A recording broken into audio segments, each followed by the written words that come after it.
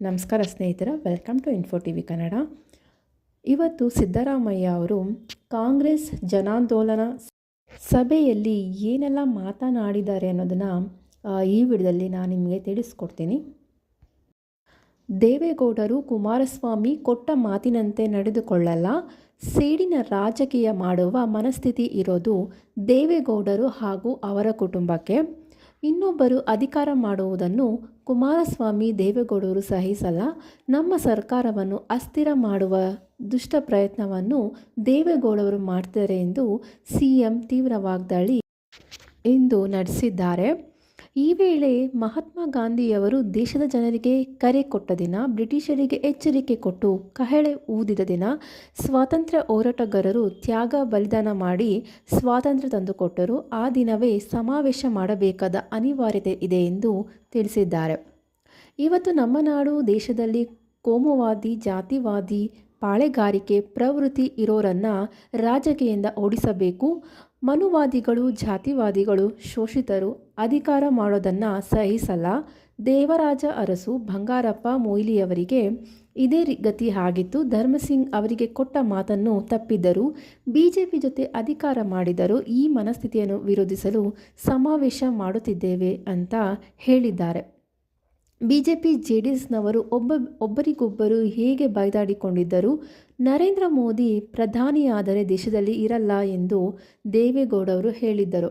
2006ರಲ್ಲಿ Kumaraswamy BJP ಜೊತೆ ಸೇರಿ ಸರ್ಕಾರ ಮಾಡಿದರೆ ನನ್ನ ಹೆಣದ ಮೇಲೆ ಮಾಡಬೇಕು ಅಂತ ದೇವೇಗೌಡರು ಆಗ ಹೇಳಿದರು.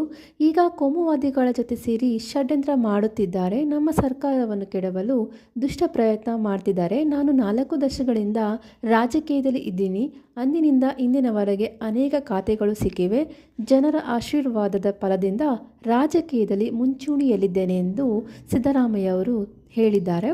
ನನ್ನ ರಾಜಕೀಯದ 40 ವರ್ಷಗಳಲ್ಲಿ ಯಾವುದೇ ಕಪ್ಪು ಚುಕ್ಕಿ ಇಲ್ಲ.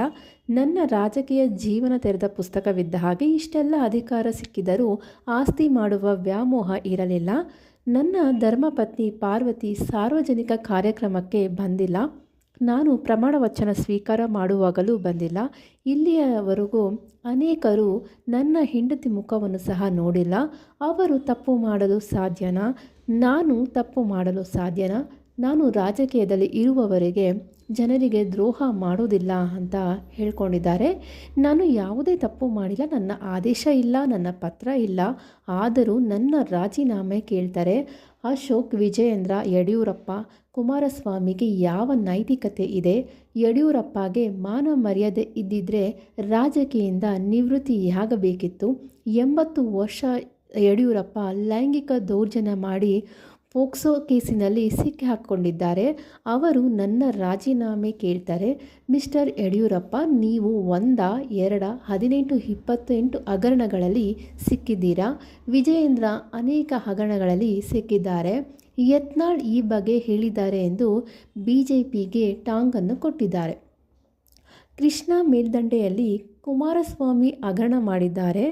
ಝಂತ್ ಕಲ್ ಮೈನಿಂಗ್ನಲ್ಲಿ ಕುಮಾರಸ್ವಾಮಿ ಹಗರಣ ಮಾಡಿದರೆ ನಿಮಗೆ ನನ್ನ ರಾಜೀನಾಮೆ ಕೇಳಲು ಮಾನ ಮರ್ಯಾದೆ ಇದೆಯಾ? ಅಶೋಕ್ BM ಕಾವಲ್ನಲ್ಲಿ ಜಮೀನು ಹಂಚಿದ್ದಾರೆ, ಕೋರ್ಟ್ಗೆ ಹೋಗಿ ಜಮೀನು ತಗೊಂಡಿದ್ದಾರೆ. ನಾಚಿಕೆ ಆಗಲ್ವಾ? ಯಡಿಯೂರಪ್ಪ ಥರ ಚೆಕ್ ಮೂಲಕ ಲಂಚ ತಗೊಂಡಿದ್ದೀನಾ? ಯಡಿಯೂರಪ್ಪ ರೀತಿ ಡಿನೋಟಿಫಿಕೇಷನ್ ಮಾಡಿದ್ದೀನಾ? ನಾನು ಸೇಡಿನ ದೇಶದ ರಾಜಕಾರಣ ಮಾಡಿದರೆ ಇವತ್ತಿನ ಈ ಪರಿಸ್ಥಿತಿ ಉದ್ಭವಿಸುತ್ತಿರಲಿಲ್ಲ. ನಾನು ದ್ವೇಷದ ಸೇಡಿನ ರಾಜಕಾರಣ ಮಾಡಿದರೆ ಇವರೆಲ್ಲ ಜೈಲಿಗೆ ಹೋಗಿರುತ್ತಿದ್ದರು ಎಂದು ಎಚ್ಚರಿಕೆಯನ್ನು ನೀಡಿದ್ದಾರೆ. ನನಗೆ ಆಸ್ತಿ ವ್ಯಾಮೋಹ ಇದ್ದಿದ್ದರೆ ಕೋಟಿಗಟ್ಟಲೆ ಹಣ ಮಾಡಬಹುದಿತ್ತು. ಮೊನ್ನೆವರೆಗೂ ಮೈಸೂರಿನಲ್ಲಿ ಮನೆ ಇರಲಿಲ್ಲ. ಈಗ ಮನೆ ಕಟ್ಟುತ್ತಿದ್ದೇನೆ.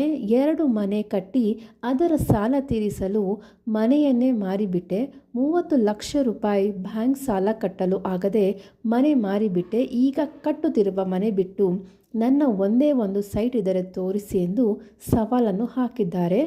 ನಾನು ರಾಜಕೀಯ ಪ್ರಾರಂಭ ಮಾಡಿದ್ದು 0ಇಂದ. ನನ್ನ ಮೊದಲ ಚುನಾವಣೆಗೆ ಠೇವಣಿ ಕಟ್ಟಲು 1 ರೂಪಾಯಿ ಇರಲಿಲ್ಲ. ಆಗ ಕೋರ್ಟ್ನಲ್ಲಿ ಲಾಯರ್ ಕೆಲಸ ಮಾಡುತ್ತಿದ್ದೆ. ಚಾಮುಂಡೇಶ್ವರಿ ಜನ ಬಂದು ಚುನಾವಣೆಗೆ ನಿಲ್ಲಿ ಎಂದಿದ್ದರು. ನಮ್ಮ ಆಫೀಸ್ ಕ್ಲರ್ಕ್ 250 ರೂಪಾಯಿ ಠೇವಣಿ ಕೊಟ್ಟಿದ್ದ.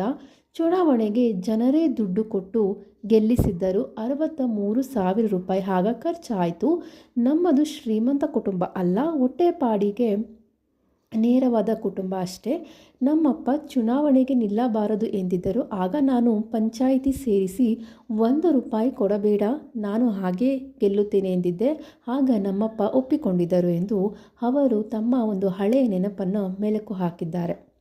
ನನ್ನ 9 ಚುನಾವಣೆಗಳನ್ನು ಜನರೇ ಗೆಲ್ಲಿಸಿದ್ದಾರೆ. ನಾನು ಮನೆಯಿಂದ 1 ರೂಪಾಯಿ ಖರ್ಚು ಮಾಡಿಲ್ಲ. ಜನರಿಗೆ ನ್ಯಾಯ ಸಿಗಬೇಕೆಂದು ಹೋರಾಟ ಮಾಡ್ತಾ ಇದ್ದೀನಿ. ನಾನು ಬದುಕಿರೋವರೆಗೂ ಹೋರಾಟ ಮಾಡುತ್ತೇನೆ. BJP JDS ದುರುದ್ದೇಶದಿಂದ ಎಷ್ಟೇ ಪಾದಯಾತ್ರೆ ಮಾಡಿದರೆ ನಾನು ಬಗ್ಗೋನೂ ಅಲ್ಲ. ಇದೇ ವೇಳೆ ಜನರ ಆಶೀರ್ವಾದ ಎಲ್ಲಿಯವರೆಗೆ ಇರುತ್ತೋ ಅಲ್ಲಿಯವರೆಗೆ ನನ್ನನ್ನು ಮುಟ್ಟೋಕೆ ಆಗಲ್ಲ. ದೇವರಾಜ ಅರಸು ನಂತರ 5 ವರ್ಷ ಪೂರ್ಣ ಮಾಡಿದ CM ನಾನೇ. BJP JDSನಿಂದ ನನ್ನ ಸರ್ಕಾರವನ್ನು ಅಲುಗಾಡಿಸಲು ಸಾಧ್ಯವಿಲ್ಲ ಎಂದು ಟಾಂಗನ್ನು ಕೊಟ್ಟಿದ್ದಾರೆ. ಇವಿಷ್ಟು CM ಸಿದ್ದರಾಮಯ್ಯ ಅವರು ಸಮಾವೇಶದಲ್ಲಿ ಹೇಳಿಕೊಂಡಂಥ ಒಂದಷ್ಟು ಮಾತುಗಳು. ಇದೇ ರೀತಿಯ ಹೆಚ್ಚಿನ ಮಾಹಿತಿಗಳಿಗಾಗಿ ನಮ್ಮ ಚಾನಲ್ ಪ್ಲೀಸ್ ಸಬ್ಸ್ಕ್ರೈಬ್ ಮಾಡಿ ಮತ್ತು ಸಪೋರ್ಟ್ ಮಾಡಿ.